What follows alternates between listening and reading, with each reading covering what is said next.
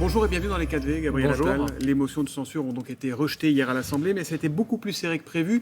Le Rassemblement national et Marine Le Pen ayant finalement voté une des motions de la NUP. Est-ce que la France se réveille ce matin avec un gouvernement fragilisé ? D'abord, ce qui s'est passé hier, vous avez raison de le signaler, c'est un moment de bascule, puisqu'on a vu effectivement le Rassemblement national venir voter la motion de la NUPES, et surtout les dirigeants de la NUPES, je pense à Jean-Luc Mélenchon et à d'autres, dire il nous manquait seulement 50 voix pour prendre le pouvoir. Nous, c'est-à-dire la gauche et l'extrême droite. Et moi, j'ai une pensée. Vous voyez là une alliance politique ? C'est Ou revendiqué. une alliance de circonstances ? C'est revendiqué hier dans les expressions des dirigeants de la NUPES. Et donc, ce qu'on voit, c'est que les députés socialistes, les députés écologistes se retrouvent à faire du blanchiment de vote extrême.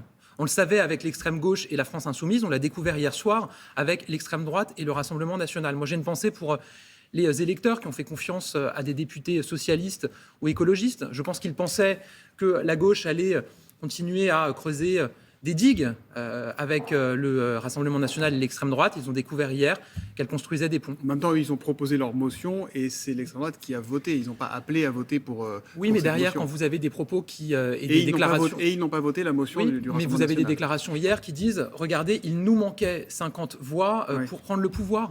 Et donc, qui est-ce qu'il y Donc avait ma derrière les question, 239 est-ce que le voix gouvernement est fragilisé ce matin ? Est-ce non, que je ne crois pas il y a un du bloc tout. d'opposition qui est plus ferme ? Je ne crois pas du tout. Ça a été un moment de vérité, comme on le disait et comme on l'attendait. Et la réalité, c'est que si nous avons une majorité relative, il n'y a pas eu de majorité alternative pour s'exprimer et pour renverser le gouvernement. L'important, c'est que le budget soit adopté, parce que le pays a besoin d'un budget.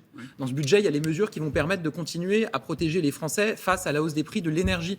Vous savez que si on n'avait pas de budget l'an prochain, la facture moyenne d'électricité de tous ceux qui nous regardent augmenterait de 120%. On va bloquer cette augmentation à 15%. 15% à partir C'est de grâce au janvier. budget. Il y a des mesures extrêmement fortes sur le pouvoir d'achat aussi pour baisser l'impôt sur le On revenu va y venir. de 6,4 milliards On d'euros. va y venir, mais je voudrais quand même vous donner quelques mots qui ont été prononcés par un député qui n'a pas voté la motion de censure, qui a dit si on veut éviter ce jeu de roulette russe à l'Assemblée, il va falloir changer de méthode. Qu'est-ce qu'il faut revoir ? Qu'est-ce que le gouvernement doit revoir ? D'abord, la construction de ce budget est passée par une nouvelle méthode.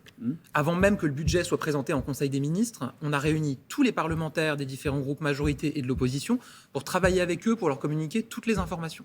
La difficulté, c'est que dès la fin de l'été, avant même que le contenu du budget soit connu, l'ensemble des oppositions nous ont dit quoi qu'il y ait dans le budget, de toute façon, on votera contre et on vous forcera à Et utiliser aujourd'hui, ils disent ils le nous ont écoutés, mais ils ne nous ont 49.3. pas entendus. Quand Pourtant, on a repris. sur les amendements, ils ont pris des amendements qui sont périphériques. On a pris des amendements qui sont majeurs. On a pris des amendements pour les familles qui travaillent, pour prendre en charge davantage leurs frais de garde d'enfants avec le crédit d'impôt service à la personne.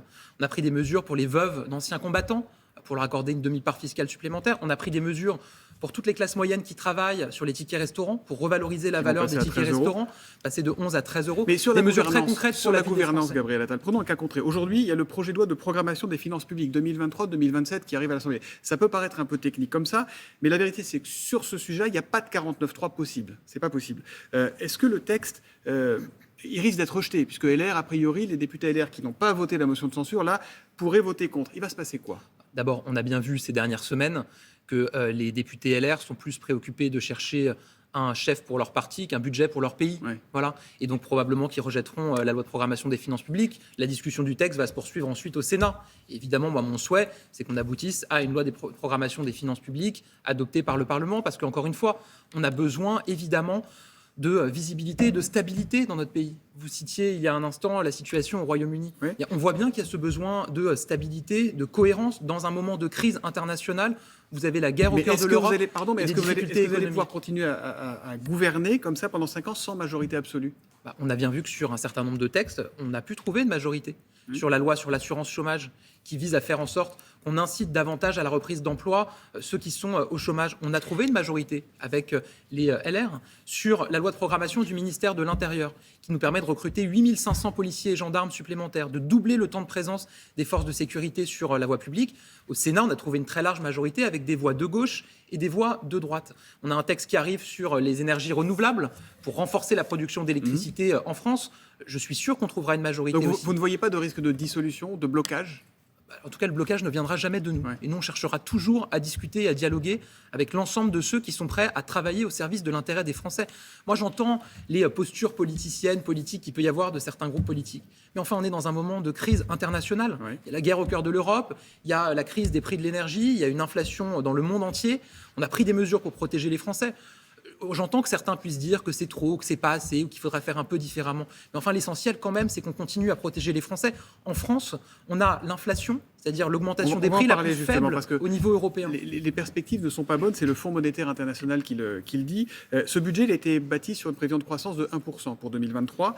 L'OCDE voit moins grand, voit 0,6% pour la France. Est-ce que le contexte actuel que vous évoquiez et cette litanie de crise rend ce budget déjà obsolète et ces prévisions obsolètes? Ce qui est certain, c'est qu'il y a des nuages au-dessus de nous et il y en a au-dessus de l'ensemble des pays du monde. Oui.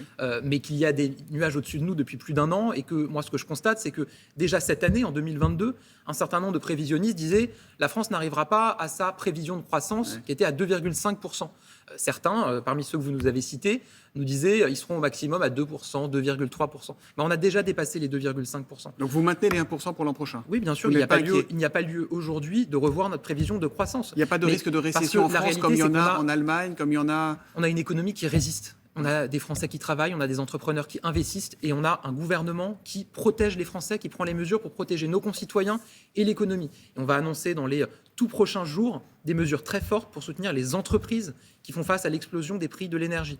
Ça sera dans les prochains jours. Ça sera combien? Des nouvelles mesures. Parce que les entreprises, elles n'ont pas le temps d'attendre les prochains jours. Là, elles voient les factures qui s'accumulent, elles voient les problèmes. Et on en parlait hier, du risque de faillite de plus en plus important. On a déjà pris un certain nombre de mesures. Vous savez, il y a un bouclier tarifaire qui fait que les petites entreprises, celles qui ont moins de 2 millions d'euros de chiffre d'affaires et moins de 10 salariés, elles sont comme les Français au tarif réglementé. Vous allez l'élargir alors aux plus grandes entreprises? Et on va mettre en place des dispositifs de soutien pour des entreprises plus importantes. Oui, ça sera annoncé dans les tout prochains jours. Quel volume d'entreprises, enfin quelle taille d'entreprises seront concernées? L'objectif, c'est d'accompagner toutes les entreprises. Évidemment, avec des niveaux d'accompagnement qui seront différents. Mais l'objectif, c'est de permettre à notre économie de tenir. De quel ordre en pourcentage? Je ne vais pas faire les annonces avant les annonces. Non, mais c'est pas pour les annonces, mais c'est juste parce que les chefs d'entreprise aujourd'hui, ils ne savent pas s'en sortir et ils n'ont pas le temps d'attendre. Mais dans les quel ordre alors? Tout prochains jours, ils auront une réponse. Vous savez qu'on a déjà mis en place un fonds à 3 milliards d'euros qui permet de prendre en charge une partie importante de leurs coûts en matière d'énergie. Et tout ça va être renforcé. Et ce fonds sera abondé? Les prochains jours. Oui, bien sûr, il y aura davantage de moyens. Pourquoi ?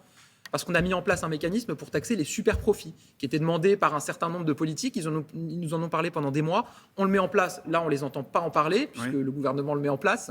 Ça nous rapportera entre 5 et 7 milliards d'euros en plus, qui vont nous permettre de financer des aides supplémentaires, notamment pour les entreprises. L'essence n'est toujours pas revenue partout, notamment en Ile-de-France et dans le Nord. On sait que l'aide de 30 centimes par litre a été prolongée au 15 novembre. Il n'y a a priori pas de raison que les prix se mettent à baisser d'un coup derrière. Est-ce que cette aide de 30 centimes pourrait être prolongée au-delà de novembre et peut-être même en 2023? D'abord, je crois qu'elle ne disparaît pas après les 30 centimes, elle va descendre à 10 centimes. Ensuite, on va regarder quelle est l'évolution du prix du baril de pétrole et de l'essence. Ce qu'on a dit, c'est que s'il y avait une nouvelle explosion des prix de l'essence, évidemment qu'on continuera à accompagner les Français. Donc vous ne l'excluez pas? On le fera de manière plus ciblée, parce que moi, je suis là pour dire la vérité aux Français. Oui. On ne peut pas se payer une ristourne à vie.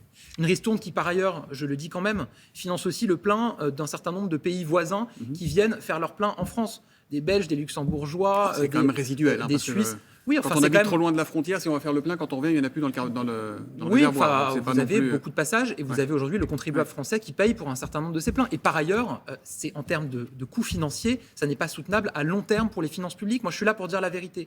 Certains se font plaisir en disant on peut dépenser des milliards et des milliards d'euros. Donc la prime telle qu'on la connaît à la pompe, c'est terminé au 31 décembre, telle qu'on la connaît. Oui, on l'a annoncé. Ce qu'ils ne disent jamais aux Français, ceux qui disent on peut dépenser sans compter, c'est qu'à la fin, c'est taxé pour rembourser. Et que c'est les impôts des Français qui augmenteraient si on ne faisait pas attention à nos dépenses publiques. Vous avez évoqué l'inflation tout à l'heure. Est-ce que le plus dur est passé ou est-ce qu'on ne le sait toujours pas sur l'inflation? Même si il faut dire que la France s'en sort mieux que tous les autres pays européens. Oui, on a l'inflation la plus faible de la zone euro parce qu'on a pris des mesures très fortes pour protéger. Ça, je l'ai dit pour pas que vous preniez 2 minutes pour le dire. Mais est-ce que le plus dur est passé sur l'inflation ou est-ce qu'on ne le sait pas? Moi, je ne fais pas de politique avec une boule de cristal. Donc voilà. On ne le sait pas. Je fais de la politique avec une boussole. Ouais. Et notre boussole, c'est de dire qu'on continuera à protéger les Français tant que ce sera nécessaire. Évidemment, avec une contrainte qui est celle qu'il n'y a pas d'argent gratuit ou d'argent magique. Mais on continuera à les protéger comme on l'a fait depuis plus d'un an maintenant sur la question de l'inflation, avec un certain nombre de résultats que vous avez rappelés vous-même. La politique, elle est aussi faite de symboles.